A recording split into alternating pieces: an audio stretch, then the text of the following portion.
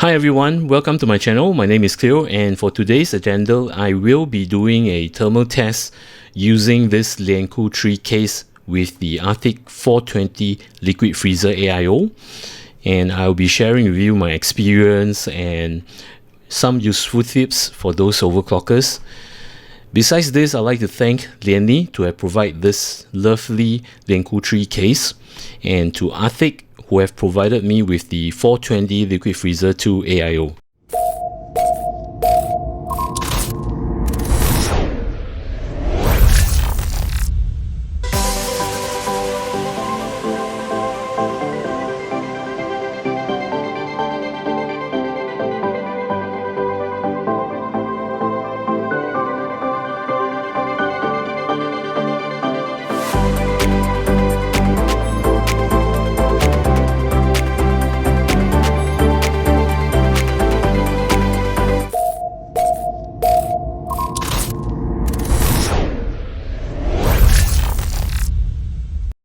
Let's begin with the system spec itself. I'm not going to go into details as in the processor, the RAMs, and etc. etc. You can pause this video and read what are the components I make use in this system itself. I'll be focusing on telling you how the radiator is being mounted, as I make use of the Arctic Liquid Freezer 2 420 at the top.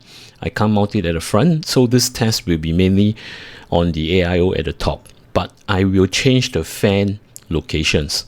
Now, if you guys are curious on how I mount this 420 AIO in this Lancool III, I've created a video. You can click on the top right hand corner and I'll just leave the URL at the top. As you can see, all the fans in this system for the test itself are making use of Arctic P12 and P14's ARGB fans. Starting at the top where the radiator is, these are the 140mm, which is known as P14 ARGB fans. At the front is another 3 140mm fans. At the bottom is 3 120mm fans, which is the P12 ARGB, and at the rear, 1 P12 ARGB fans. During the test itself, I will be able to illustrate and to show you the various temperature, starting off with the CPU, the Motherboard X570 chipset, and the VRM chipset. And on the graphic card itself, I'll be showing you the GPU temperature and the memory junction for all the RAMs. There is a valid reason as why I'm showing you all the various temperature as I point with my mouse. Now, in general, majority will just do a benchmark and take the temperature readings from the CPU and the GPU die. This is not wrong, but if you want to know how much your system can perform, other areas are affected too. Having to know the CPU and the GPU temp is low, what about the rest, like the chipset itself and the VRMs? And so I've noticed in the past, and based on experience, if you're able to get the rest of the components like the X570 chipset and the VRMs to be at a lower temperature, your processor will perform much better and you will have a better clock speed, as in like boost clock. And I did some modification on this motherboard itself to bring down the temperature on this settings like the chipset and the VRMs itself. If you guys are interested to know how I did the mode, I will leave the URL at my top right hand corner, and this does bring down the temperature and it does help the CPU clock speed. Same goes to the GPU itself. If you know that what you're dealing with, as in like the temperature of your CPU and the GPU and the VRMs itself, if you can bring it down lower, it will perform even better. Another very good reason which I like to emphasize for those who just started overclocking or maybe experienced overclockers, do take note on your other chipset components on your motherboard and on your GPU itself. Reason being, when you have all your overclocking profiles set and when you turn on and you ignore the temperature of all this that I've mentioned, the chipsets and the VRMs on the GPU, now all the heat will go to your motherboard and it will cause expansion. When you shut down, yes, it does take time to cool down. There is a contraction. So off and on, the longevity of your PCB, of your motherboard and your GPU, it greatly depends on the temperature, how much you can control it. So if you're having it like, oh, you have a very low temperature on the GPU and the CPU itself, but the rest of the chipset are running hot. Yes, you can run at that speed, but one of this day, all of a sudden you find that, hey, I've been running off this overclocking profile, but how come it doesn't work right now and I'm having all this blue screen of death and such? The reason why is because you have ignored the rest of the temperature, which is the chipset, the VRMs, and the RAMs on your GPU. Besides facing the blue screen of death and unable to run your overclock profile itself, you might even damage the board. Reason being, you totally ignore the temperature. If it's running at too hot, probably I would say around 60 degrees, 70 degrees. As time goes by, right, your motherboard PCB and your GPU PCB, it will deteriorate. Take note on this.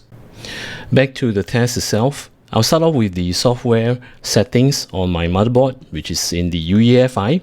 I've not done anything drastic. The only thing that I've changed is in fact to set the RAMs with XMP profile and to set the Infinity Fabric at 1600, because my RAMs is running on 3200 clock speed. And on the V-core itself, I've actually lowered down, or should I say did the offset. I've set it to minus 125 millivolt, which in terms interpreted as minus 0.125 millivolts. And having the V-core load line calibration as level 3. The SoC voltage, I've not touched anything. It should run at 1.1, but I just leave it as auto. And having the load line calibration of the SoC as level 3. The PBO settings that I've done, which known as the Precision Boost Overdrive, these are the settings. PPT, I've set it to 172. TDC, I've set it to 135, and EDC, I've set it to 170. So at all times, right, I will be targeting the processor to run a minimum speed of 4.4 gigahertz. And on the curve optimizer, from all the cores I've done manually, all are with negative 12 except for core 6 and core 8. Reason being, my core 6 and core 8 draw much more current, so I can't lower down below minus 6, so I have to set it to minus 5. These are my fan settings. Now on the AIO pump itself, as you can see over here, I've set to PWM performance mode. I know that for Arctic, the pump itself does not run on PWM, so when I set it to performance, right, it should be running around 80%, so the pump cycle is at a consistent speed. As for the radiator fans, these are my settings. So these are the fixed settings, and these settings are applied to my front fans, my bottom fans, and my rear fans. They are all of the same setting. As for my GPU settings itself, when I load Windows 11, I make use of this application called MSI Afterburner. And at 100 load during the benchmark itself, it will run at 1905 clock speed and drawing a fixed current, which is 0.881 millivolt. Things that I'm going to test, in fact, there are two thermal tests based on the positioning of the GPU. One is the horizontal mount, which is the original mount, and the other one is the vertical mount, and with this different fan positioning. And do take note that it does take a long time for me to do this testing, because I will have to aim for my room temperature to be at 30.5 to do a fair comparison. During the benchmark test itself, you will see something like this. It will be based on time-lapse fast forwarding. Now, this first section will be all on the CPU test, where you can detect the temperature readings from the CPU. The core clock, which I mentioned to you, I'm aiming on a 4.4 gigahertz clock speed at 100 load. And this does show you the drawing power from your GPU, where your processor makes use of this much voltage. Now, for temperature like SB motherboard, VR, loop 1, yes, you can see over here too. I will explain why. As mentioned to you earlier, these are the temperature that I would emphasize for those who started overclocking to take note on the temperature in their system. Now, SB in fact is the X570 chipset temperature, then the motherboard temperature as usual. Now, if you see here, there are two loops which is similar, loop 1 and loop 1. In fact, they are different. The first is in fact the rear VRM of your motherboard. or should I say my motherboard, and the second temperature reading is in fact right above my processor, or should I say the radiator area. Now this will run cooler based on the fact that my Arctic liquid freezer has this VRM fan that blows to the top. So take note on this. And of course you can see the V-core, which I've offset. It will be staying around this temperature voltage, which is 1.1 to 1.2. And all these readings here, the RPM, I know is very confusing. That's why I've placed this legend for you, so that you know that the RPMs on the various fans, like the radiator fans, the front fans, the bottom fans, and the rear fans. And for this, right, as mentioned to you, you will be able to see all the PPT and TDC and EDC settings. Now, the settings on the V-core, let's see, where's the V-core? Over here. And the PPT, TDC, EDC will all be listed with this over here, so that you know that it's a fair comparison. I've not done any tampering. Things to take note besides the readings and the readouts on all this over here on the 4 diagrams. And why is it 4 diagrams? Because it does show you the location of the fans, how it's been orientated. As you can see, they are different. And this will be conducted using Cinebench R23 running on multi-core tests. It's going to be a 30 minutes run, but you're not going to watch the full 30 minutes. It's going to be fast forwarded. For GPU testing, I make use of an application called Superposition. On the legend, you'll be able to see the GPU temperature, the memory junction temperature, which are the VRMs around the GPU die, and having to set the clock speed at 1905 MHz when it's running on core load 100%, and this is the power drawn to sustain the clock speed. And this is the core voltage, which I've set to 0.881 ampere. So during the test itself, right, as you can see the 4 different diagrams, this will not change, and this might fluctuate, but will stay around 1905. These are the RPMs for the fans itself. Do take note on the orientation, as this is indicating that it's testing as horizontal mount with all the various fan location. Then if I were to flip the GPU to vertical, it will show you a vertical mount, vertical picture of the GPU, again with the various location. Alright, having to speak so much, I guess you guys wanted to know the results. I will first start off with the horizontal test on the CPU and the GPU, and I will be talking about the results later. Let's begin.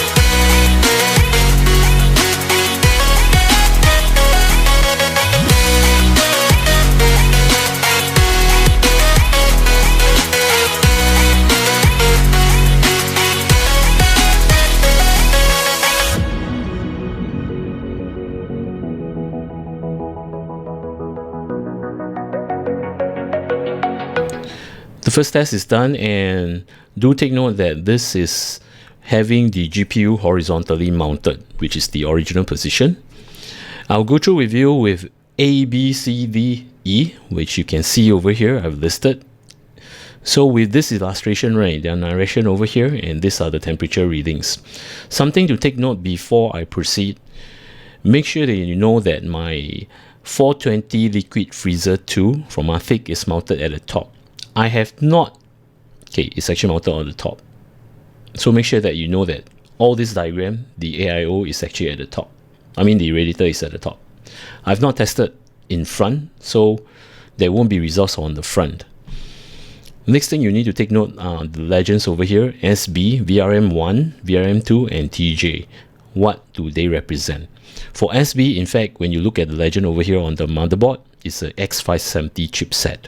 VRM1, which is right above, this is the VRM, which is right above the CPU itself. And do note that for ASrock AIO block, it has a VRM fan that pushes air to the VRM over here. That's why the temperature reading is always better compared to VRM2. Be it layout A to E, see, temperature is always lower than VRM2. For VRM2 is in fact the real location of the VRMs of the motherboard, just right below the rear IO. Now, for GPU TJ itself, as I've listed over here, TJ, these are the VRMs on the GPU PCB. Another thing you need to take note is the temperature on the CPU and the GPU, whereby you have decimals over here. Now, for CPU tests, which is the 30 minutes run, I make use of the last 15 minutes observing the minimum temperature and the maximum temperature. I total them up and divide by 2. That's why you have the decimal over here. Same goes to the GPU itself. It's a 15 minutes run if I'm not wrong. I took the last 5 minutes, taking the minimum temperature and the maximum temperature, again divide by 2 to have the average. Now let's start off with the orientation, as in layout A, where you have intake from the top through the radiator. Take note, the radiator is hot, so it's pulling hot air. And intake from the front, exhaust from the bottom, and exhaust from the rear. Looking at the readings, there ain't much good temperature, but it's not the worst. So having to say this, right, I wouldn't advise to configure at this configuration whereby there are cool air drawing in, but the warm air at the top that's drawing in, right, is circulating with the cool air, so giving a mixture of warm air and cool air within this area itself. That's why there isn't much great temperature reading over here. And at the bottom here, right, it's a no-no situation whereby I wouldn't advise people to do this. Why? Your GPU fan is trying to draw cool air in, but instead of giving it cool air, you're drawing air away from the GPU, which is I think it will work more. So that's why I wouldn't advise this to do so. Next layout is B, which is this, where you have top exhaust, front intake, bottom intake, and rear intake. Now, this is the second best compared to the rest of the configuration itself. Reason being, right, you're having cool air generating in on both sections, which is the GPU area and the CPU area. And the GPU, in fact, is having an advantage whereby it draws cool air in. So as you can see here, the readings is 67.7, which is the second best compared to E, which I'm going to talk about it later. Reason being, right, your GPU is drawing pretty lots of cool air from the outside with the assistance of the bottom fan, and also from the front fan is drawing cool air. So overall, there are a lot of cool air going on here, and it pushes the hot air up. Having to say so, right, it's been taken care by your top fan, which is drawing warm air out from this circulation area and providing both areas from the front and from the rear. You're having pretty good temperature readings, I should say. Looking at the south bridge itself, right, which is located below the GPU area, it pushes the cool air underneath the GPU itself, whereby there are hot air coming from the GPU. So by clearing that area, right, your X570 that is directly under the GPU itself will enjoy better cooling solution. That's why you can see over here, it's pretty good. It's in fact ranking second best. As for the VRM1, now it does good because there are air that is actually pushed to the VRM1, which is from the AIO fan. And besides this, right at the top, as mentioned, this is my AIO, so it pushes. It is not pulling hot air. In fact, it's dissipating hot air off from the motherboard area. That's why it's having good temperature. Same goes to the GPU itself. As you can see, this is second best because it's drawing good cool air from the bottom and from the front. Moving on to the layout C itself. Now, I've highlighted this red. Please do not do this configuration. Reason being, right, though your GPU itself is pulling cool air, but the warm air that pushes in, right, or should I say pushes up, you have nowhere to dissipate the hot air. Instead, it's circulating within the top section here.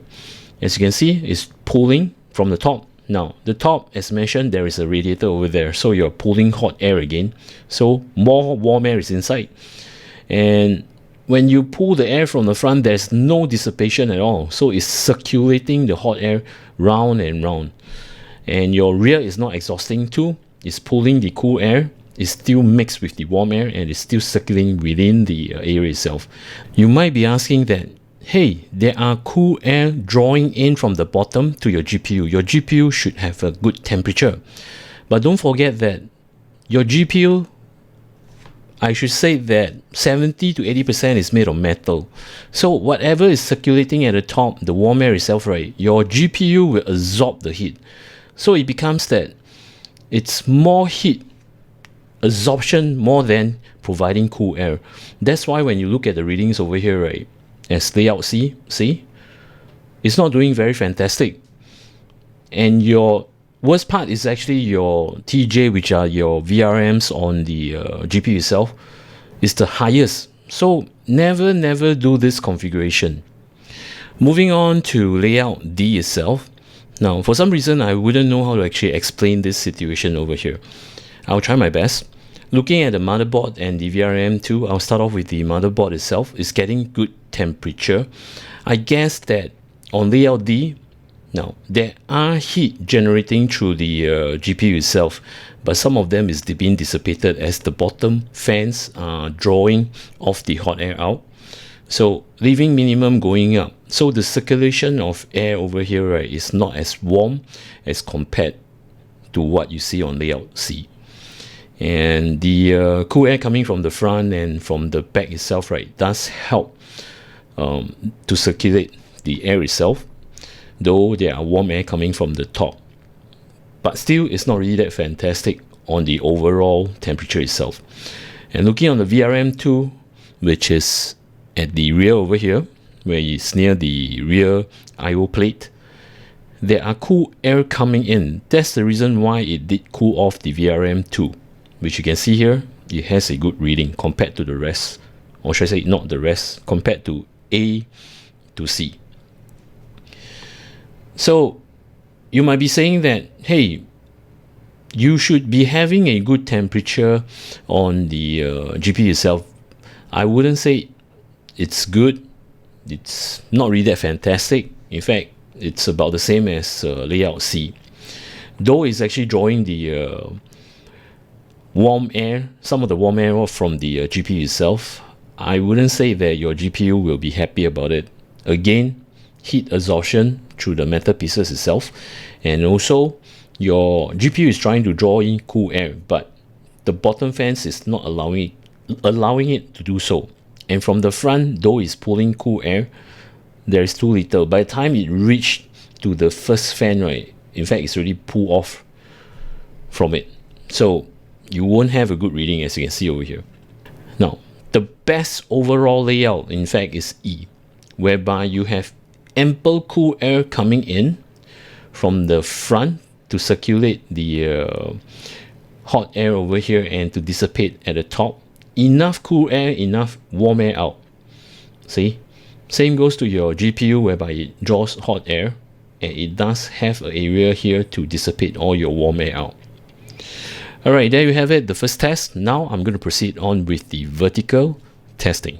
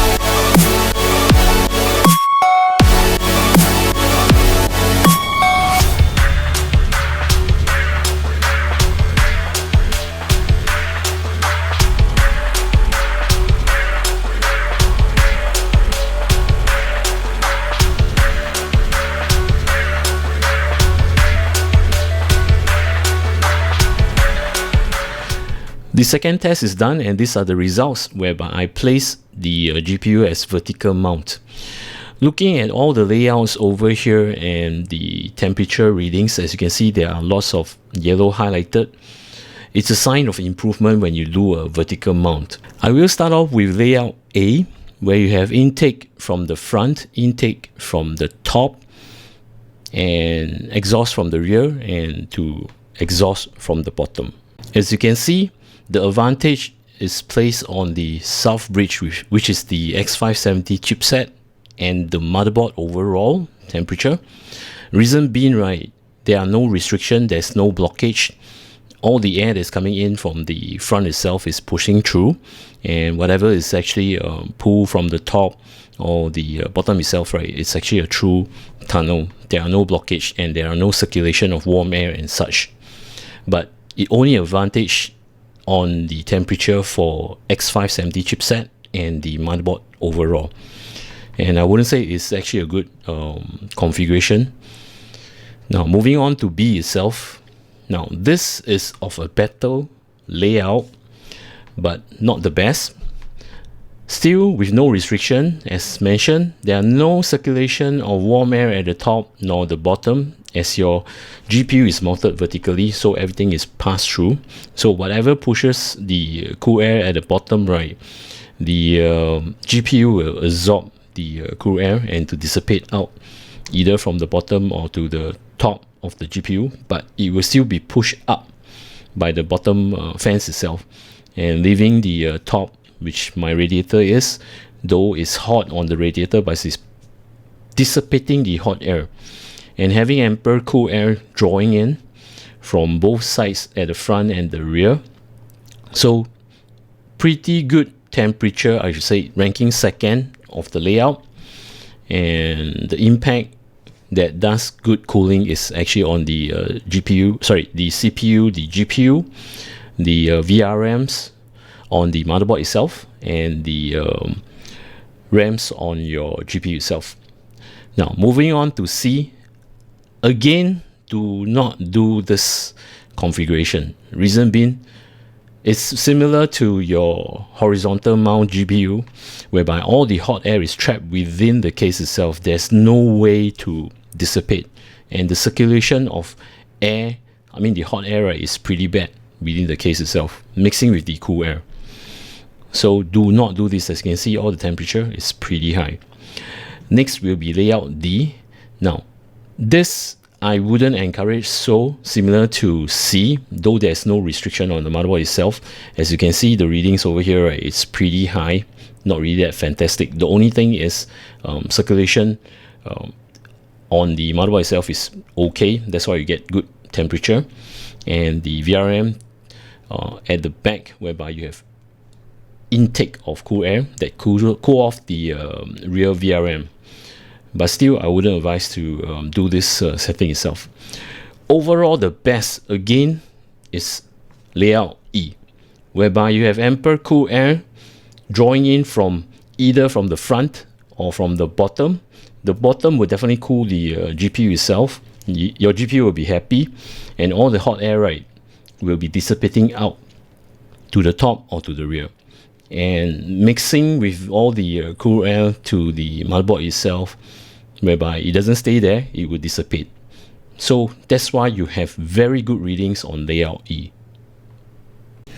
With both results tested, be it horizontal mount or vertical mount, the results are here so that you don't have to scroll back or to rewind the video to see all these readings. You can do a comparison side by side with all the readings. This is the horizontal, this is the vertical, and I've extracted out the best case scenario, as in like the layout of each mounting. As you can see here, horizontal mounted, I've extracted from here, and for vertical, I've extracted from here. Overall, I should say that if you are having a setup like what I'm having, by the way, this is a Lian Li Lancool III case with a 420 liquid freezer 2 from Arctic AIO. So if you have the similar setup and you have better fans, right, you might want to try this out yourself. And I would advise that if you can, purchase a vertical mount to mount your GPU. That will greatly help. And with this said, a final reminder to all those overclockers out there, be it whether you're a beginner or you're experienced, you have to take note about the temperature on your chipset and the VRMs on your GPU itself. So if all these are taken care of, right, the longevity of your PC components will be better in the long run, and it will perform much better. This has come to the end of my test. Thank you everyone for watching, and I hope you did enjoy what I've shared with you.